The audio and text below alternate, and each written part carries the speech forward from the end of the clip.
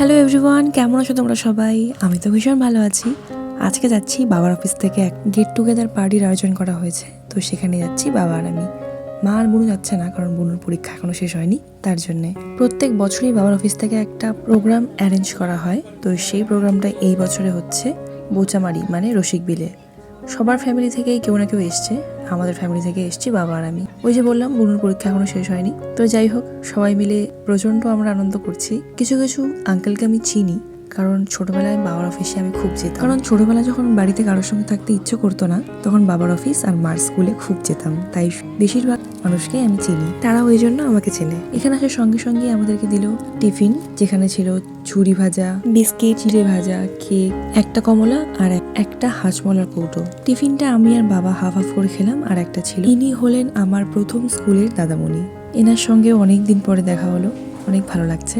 তো যাই হোক, এই ঘরে হচ্ছে আমাদের জন্য রান্না, আর তার ফাঁকেই এখানে আবৃত্তি, গান, নাচ অনেক কিছুই হলো। বাচ্চা বাচ্চা সমস্ত ভাই বোনেরা নাচ করলো, আমাকেও বললো কিছু করতে, তো আমি দুটো গান শুনিয়ে দিলাম। সবার পারফরমেন্স আমরা দেখলাম, শুনলাম, এনজয় করলাম।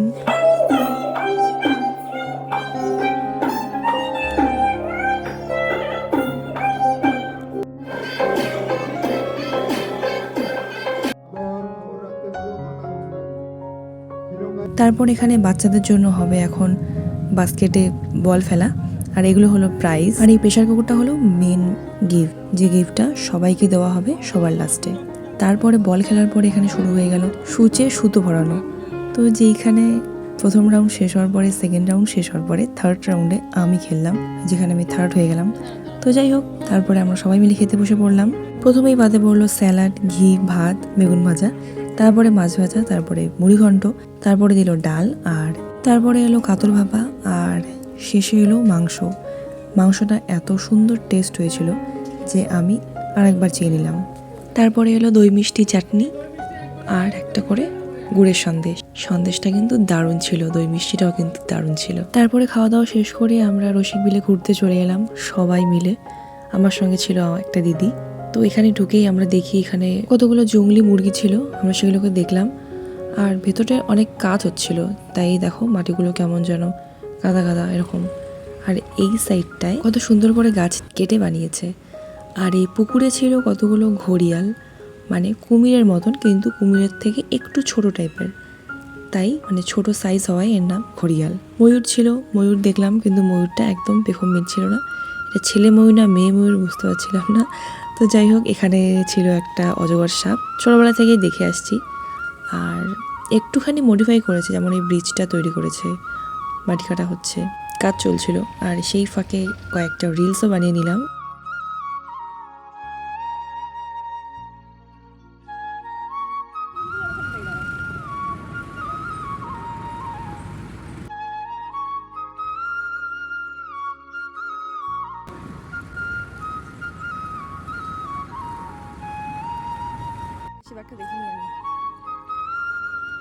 কত ছোটবেলায় আসতাম, এটা মেনলি পিকনিক স্পটের জন্যই বিখ্যাত।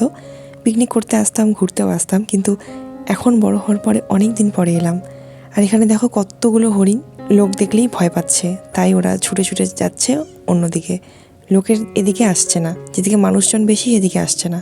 আর চারিপাশে কত সুন্দর গাছপালা দিয়ে ভরা। অনেকটা চেঞ্জ হয়েছে, আবার চেঞ্জ করছে। ছোটবেলায় যেটা দেখেছিলাম সেটা আর সেরকম কিছু নেই, কিছুটা চেঞ্জ হয়েছে, কিছুটা আগের মতন রয়েছে। আর এখানে এখন আসলাম আমরা বাঘ দেখার জন্য। শুনলাম নতুন নতুন বাঘ এসছে 5টা, আগের বাঘগুলো নেই। গাছের উপরে দেখতে পাচ্ছ একটা বাঘ আছে বসে, লেজ নাড়াচ্ছে। এই বাঘটাকে দেখতে পেয়েছি, আর বাকি একটা বাঘকেও দেখতে পাইনি।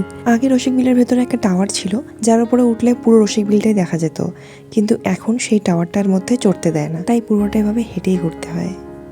তো বাঘ দেখার পরে আমরা ধুলো খেয়ে, আসলে নতুন রাস্তা হচ্ছে তো তাই প্রচণ্ড ধুলো, গাড়ি ঘোড়া গেলেই এত ধুলো ওড়ে।